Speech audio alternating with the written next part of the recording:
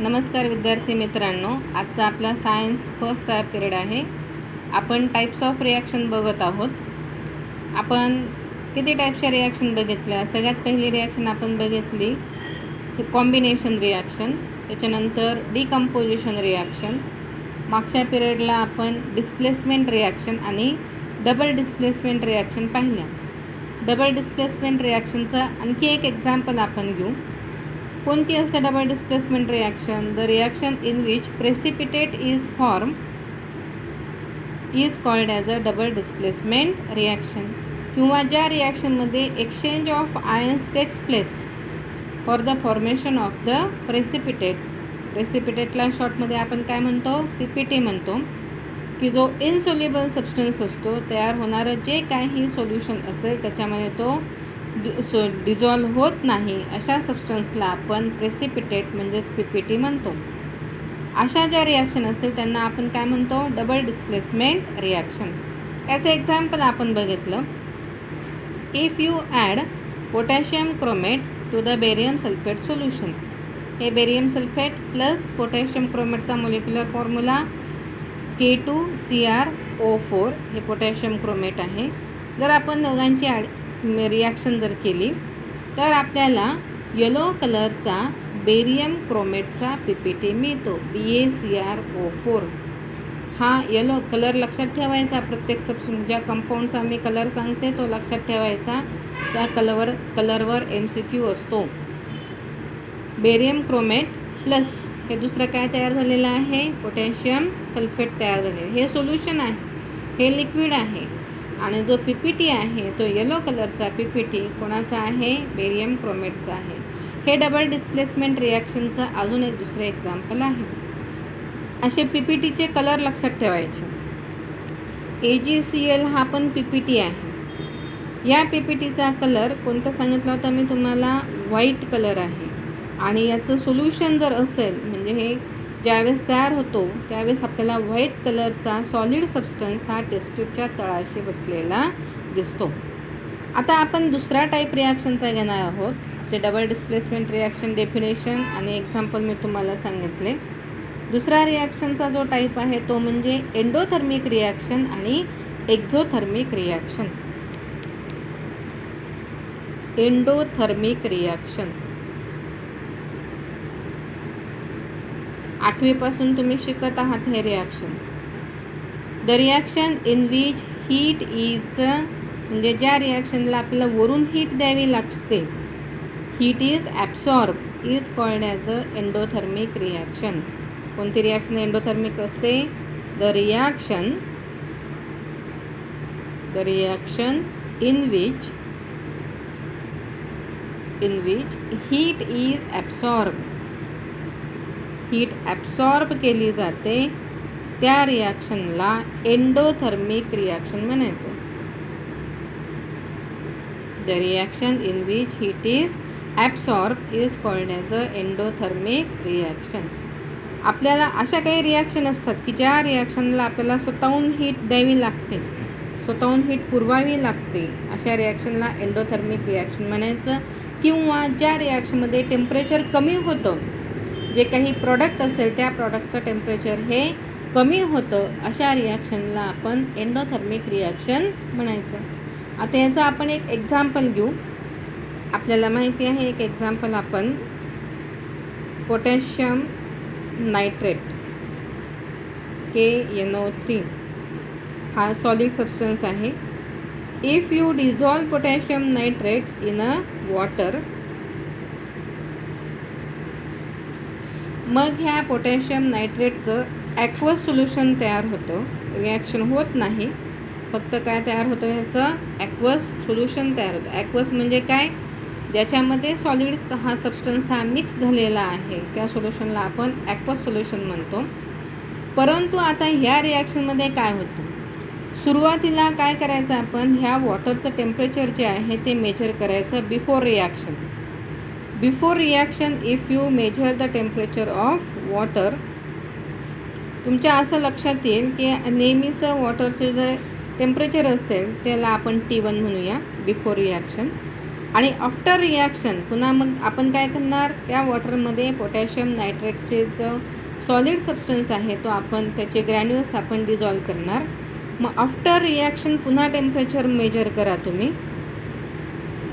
Reaction झाल्यानंतर पुन्हा आपण टेम्परेचर मेजर केलं, ते आपण T2 डिग्री सेल्सिअस आहे असं आपण म्हटलं. तर आपल्या असं लक्षात येतं T2 डिग्री सेल्सिअस म्हणजे नंतरचं जे टेम्परेचर आहे ते आधीच्या टेम्परेचरपेक्षा हे कमी आहे. म्हणजेच इथे काय झालेलं आहे की जो प्रॉडक्ट तयार झालेला आहे त्या प्रॉडक्टची हीट ही कमी झालेली आहे, त्याचं टेम्परेचर जे आहे ते कमी झालेलं आहे. अशा प्रकारच्या ज्या रिॲक्शन असतील त्यांना आपण काय म्हणायचं, एंडोथर्मिक रिॲक्शन म्हणायचं. दुसऱ्या टाईप रिॲक्शनचा तो म्हणजे एक्झोथर्मिक रिॲक्शन. कोणत्या रिॲक्शन आहेत, एक्झोथर्मिक रिॲक्शन. याच्या उलट इथं हीट ॲब्सॉर्ब झाली, आता इथे काय होईल, हीट म्हणजे तयार होईल. The reaction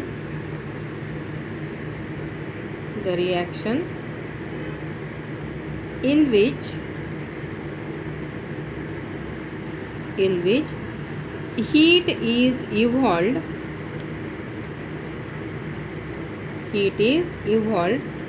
is called exothermic reaction. ज्या रिॲक्शनमध्ये हीट तयार होते त्या रिॲक्शनला काय म्हणायचं, एक्झोथर्मिक रिॲक्शन. हीट तयार झाली म्हणजे प्रॉडक्टचं टेम्परेचर वाढलं, त्या रिॲक्शनला म्हणायचं exothermic reaction. The reaction in which heat is evolved is called as a exothermic reaction. म्हणजे अशा रिॲक्शनमध्ये प्रॉडक्टचं जे टेम्परेचर आहे ते रिॲक्टंटच्या टेम्परेचरपेक्षा जास्त असेल. आपण याचं एक्झाम्पल बघूया. जसं आपण मागच्या एक्झाम्पलला पोटॅशियम नायट्रेट डिझॉल्व केलं, तसं आता आपण काय डिझॉल्व करूया,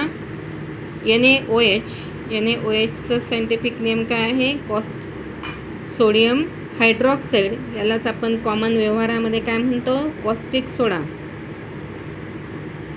NaOH याला पुन्हा कशामध्ये डिझॉल्व करायचं, वॉटरमध्ये. It is in a liquid state. आपल्याला मिळेल NaOH which is in a aqueous state. म्हणजे NaOH जे आहे ते वॉटरमध्ये डिझॉल्व होईल. पण आता काय काय होतं ते बघा. सुरुवातीसारखंच तेव्हासारखंच करायचं. बिफोर रिॲक्शन वॉटरचं टेम्परेचर मेजर करा. रिॲक्शन होण्याच्या आधी वॉटरचं टेम्परेचर मेजर करा. ते आपण काय म्हणूया, T1 डिग्री सेल्सिअस आहे.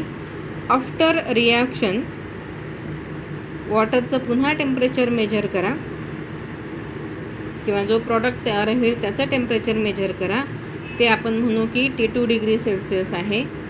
आपल्या असं लक्षात येईल की हे T1 डिग्री सेल्सिअस जे आहे हे T2 डिग्री सेल्सिअसपेक्षा कमी आहे. म्हणजे सुरुवातीचं टेम्परेचर हे कमी आहे आणि प्रॉडक्टचं टेम्परेचर हे खूप जास्त आहे. म्हणजेच ह्या रिॲक्शनमध्ये काय तयार झाली, हीट तयार झाली. Heat is evolved in the reaction. Such reactions are called as a exothermic reaction. हीच रिॲक्शन म्हणजे आता आपल्याला अशी लिहिता येईल, NaOH solid plus H2O liquid. It will gives NaOH aqueous आणि प्लस हीट. त्याला म्हणायचं एक्झोथर्मिक रिॲक्शन. आता ह्या एक्झोथर्मिक रिॲक्शन आणि एंडोथर्मिक रिॲक्शन कशी ओळखायची, आपण ते काही प्रॅक्टिकल करत नाही किंवा आपण लॅबमध्ये पण जात नाहीत. मग अशा वेळेला ह्या रिॲक्शन कशा ओळखायच्या, बुकमध्ये रिॲक्शन दिलेली असेल तर ती एक्झोथर्मिक आहे का एंडोथर्मिक आहे हे कसं ओळखायचं. ज्या रिॲक्शनच्या रिॲक्टंटमध्ये हीट लिहिलेली असेल अशा रिॲक्शन ह्या एंडोथर्मिक रिॲक्शन असतात. म्हणजे आपण आधीची जी रिॲक्शन लिहिलेली होती KNO3 potassium nitrate plus water. इथे ह्या रिॲक्शनला करेक्ट रिॲक्शन कशी असेल ही plus heat it will gives KNO3 aqueous. ही कोणती रिॲक्शन? एंडोथर्मिक. ज्या रिॲक्शनच्या रिॲक्टंटमध्ये हीट लिहिलेली असेल त्या एंडोथर्मिक रिॲक्शन. आपल्या माहितीसाठी हे समजा कॅल्शियम कार्बोनेट आहे, chalk powder calcium carbonate plus heat. तुम्ही त्याला हीट दिली चॉक पावडरला, त्याच्यापासून काय तयार झाला? Calcium oxide plus CO2 gas release झाला. याच्यामध्ये ह्या रिॲक्शनमध्ये सुद्धा आपण काय केलेलं आहे? कॅल्शियम कार्बोनेटला हीट दिलेली आहे, तेव्हा त्याच्यापासून कॅल्शियम ऑक्साईड आणि CO2 गॅस तयार झाला. म्हणजे ही सुद्धा कोणती रिॲक्शन आहे? एंडोथर्मिक रिॲक्शन आहे. It is also endothermic reaction. आणि आता एक्झोथर्मिक रिॲक्शन कोणती? याच्या उलट म्हणजेच काय? Calcium oxide plus water. याला आपण जर डिझॉल्व केलं कॅल्शियम ऑक्साईडला वॉटरमध्ये, सॉलिड स्टेटमध्ये आहे, काय नाव आहे याचं? Calcium oxide. If it is dissolve into the water it will gives calcium hydroxide CaOH ॲक्वस आणि प्लस हीट. मग आता ही कोणती रिॲक्शन आहे? It is exothermic reaction. कोणती रिॲक्शन आहे ही? Exothermic reaction. मग आता ह्याच्यामध्ये डिफरन्स कसा आहे? जर तुम्हाला डिफरन्स लिहायला सांगितला एंडोथर्मिक आणि एक्झोथर्मिक रिॲक्शन यांचा डिफरन्स लिहा, तर सगळ्यात पहिला जो डिफरन्स आहे तो म्हणजे त्यांची डेफिनेशन. दोघांची डेफिनेशन लिहायची. नंतर पहिला डिफरन्स म्हणजेच काय लिहिणार तुम्ही? डेफिनेशन. दुसरा डिफरन्स म्हणजेच काय? एंडोथर्मिकमध्ये हीट इव्हॉल्व्ड होते, काय ॲब्सॉर्ब होते? हीट ॲब्सॉर्ब होते. आणि एक्झोथर्मिकमध्ये हीट इव्हॉल्व्ड होते.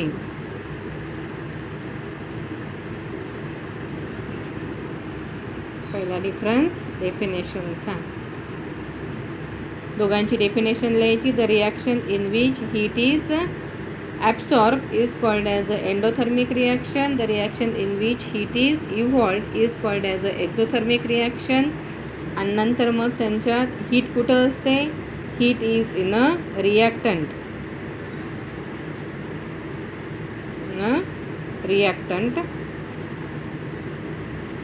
हीट इव्हॉल्व्ड इन अ प्रॉडक्टमध्ये हीट तयार होते.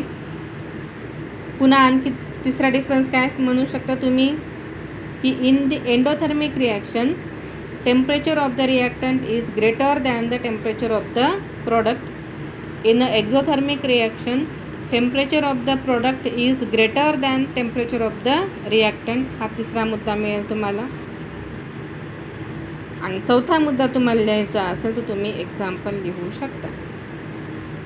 असे 4 मुद्दे तुम्हाला डिफरन्समध्ये मिळाले. अशा प्रकारे आज आपण कोणते 2 टाईप बघितले? एक्झोथर्मिक रिॲक्शन आणि एंडोथर्मिक रिॲक्शन. अजून एक मुद्दा जर तुम्हाला पाहिजे असेल तर हीट ऑफ रिॲक्शन जी असते एंडोथर्मिक रिॲक्शनची, ज्याला आपण ΔH म्हणतो, फक्त ऐकून ठेवा, पुढे तुम्हाला काम असेल. हा जो ΔH जो आहे हा पॉझिटिव्ह असतो.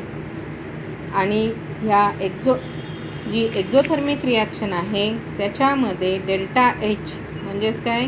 हीट ऑफ रिॲक्शन जो आहे तो निगेटिव्ह असतो. ΔH is negative. एंडोथर्मिकमध्ये ΔH positive आणि एक्झोथर्मिकमध्ये ΔH हा निगेटिव्ह. ΔH म्हणजेच काय? Heat of reaction. ठीक आहे. आज आपण टाईप बघितले, रिॲक्शनचे 2 टाईप बघितले. उरलेले जे 2 टाईप आहेत ते आपण पुढच्या पिरियडला बघूया. आजचा पिरियड आपण इथे संपवू.